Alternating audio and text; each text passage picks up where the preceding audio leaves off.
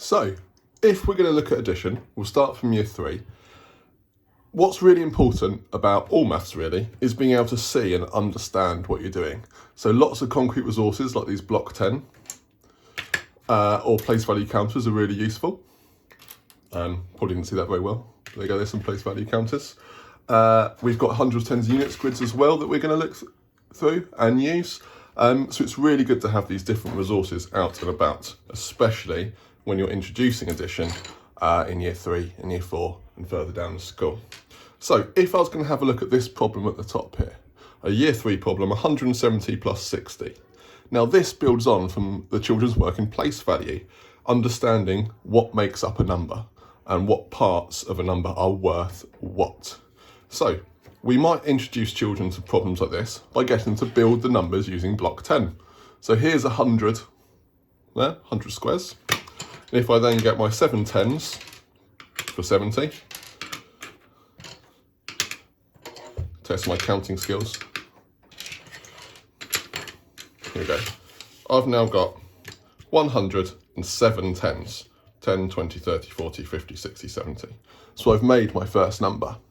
If I now want to add 6 more tens, or 60, I can build this up. So there's another 10, there's another 10. There's my another 10, so I've added 3 on more now. 3 more on now, I should say. And I start to notice that my 10 tens is the same as this 100 here. So what I could do is actually exchange those 10 tens for one more 100 block. And we're getting, this is leading on to what you'd expect in column addition, we get onto that later, of carrying over to the next column. There were 10 tens there, so I had to carry over and exchange that for 100. Now, I only added on 3 tens so far, so there you go. There's another 10.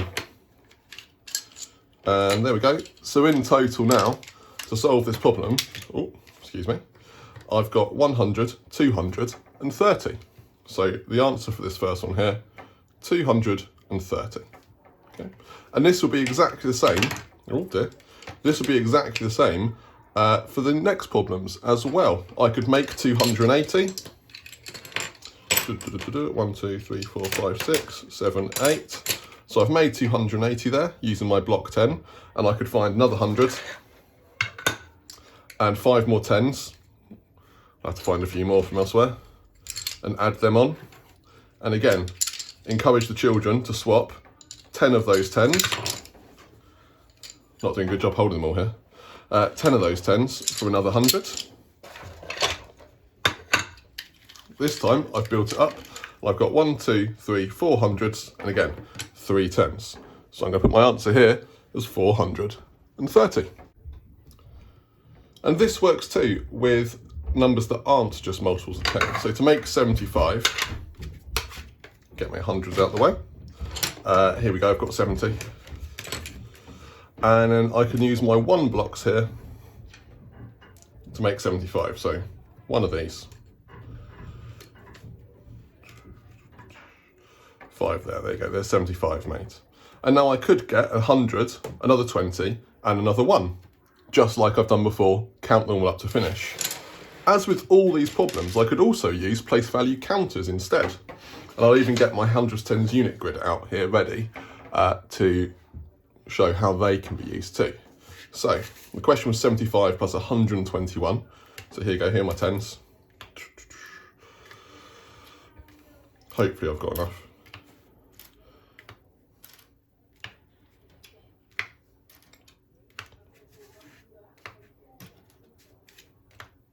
There you go, there's 75, so 7 in the tens column, 5 in the ones, and I want to add 121. So an extra 100. 121 has 2 tens in it, so I can put 2 more tens in here, and then just 1 more unit. So I've got 100, got 1, 2, 3, 4, 5, 6, 7, 8, 9 tens, and 1, 2, 3, 4, 5, 6 ones. So I can say my answer, is 196. Now, if I was adding a slightly bigger number, let's say I was adding 85 instead of 75, what I would do, I need another 10, And again, just like with the block 10, now I've noticed I've got 1, 2, 3, 4, 5, 6, 7, 8, 9, 10 tens in the tens column. Tens all over the place. Now we know that you can't have tens in that column, so I can exchange all of these 10 counters, off you go, just for 100, so 10 tens or 100, and now I would read my answer as 200 and 1, 2, 3, 4, 5, 6. So 206. This number doesn't have any tens in it. And that's shown by the fact there's nothing in the column. And it's shown when you write it down because there's 200s, there's no tens, and there's 6 units. Okay. So in year 3 especially, we'd be having place value counters, block 10, out and about for the children to use to help them support their addition and to really get that idea of carrying implanted deeply in their minds, ready to move on to different methods when they go up through the school. One more way we might show children addition problems is by the use of an unstructured number line. So just a line, and it's called an unstructured number line because there are no numbers on the bottom of it at the moment. So if I was going to do this problem again, show the same problem on this number line, I could start with 85 there. We'd also teach the children that for addition, it doesn't actually matter which one you start with. A more efficient mathematician might choose to start with 121 there because then they're only adding tens and ones.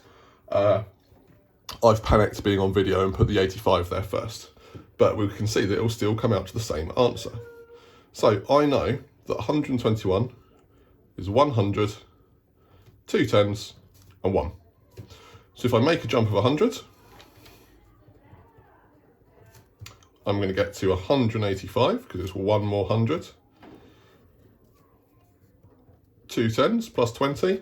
Now if I'm good at counting on my tens, I would be able to know that's 205. If I was going to struggle, I might want to think, right, 1 more 10, 2 more tens, and maybe use these place value counters, these resources to help me too. And then finally, 1 more jump, just for 1 this time. And again, I get to 206. So these are 3 ways that we would be using our number lines to help. Now, towards the end of year 3, we might move on to the column method, the traditional method that people will recognise to add numbers together. So for the column method, I need to think about my columns, my tens and my units, or my tens and my ones. I need to line my numbers up correctly. Here we go, underneath each other, ready to go. And then we can still use the equipment to help us. So I can make my 83. There you go, there's my 3. 80, 30, 40, 50, 60, 70, 80. There's my 83. I could get another 45. 1, 2, 3, 4, 5, and I need 40, 2 more tens. Here we go. And then when we combine these together, I can see that I'm going to have 1, 2, 3, 4, 5, 6, 7, 8 ones in total. So I can put my 8 in the units column. And then if I count up on my tens, I've got 12 tens. Oh no. So this is how we can start getting the idea of carrying. Again, I know that I can switch 10 tens just for 100. So let's get these 10 tens out of the way. Off you go.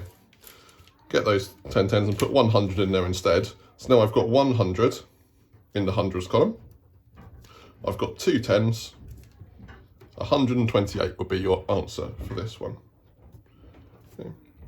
I'm not going to go through this one as well, but the important part to think about here, if I'm lining these columns up correctly, 487 and 94, I need to make sure my tens are in a line, my units in a line, so there's actually nothing in the hundreds column for this bottom number.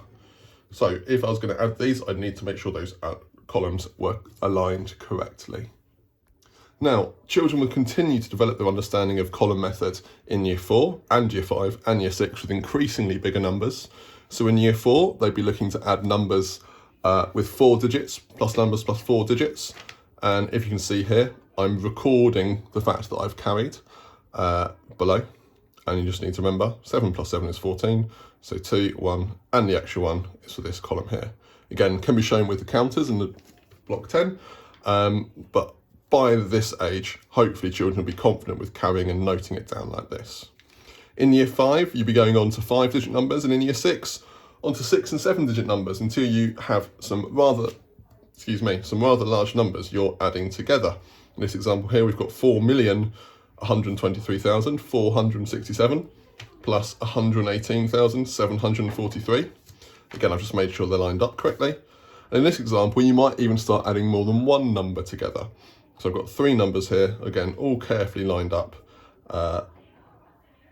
And again, completing it as normal.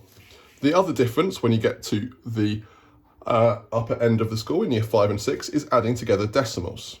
So if I was going to line these up, I need to make sure the decimal points stay in the same place. And then you can fit your numbers around those.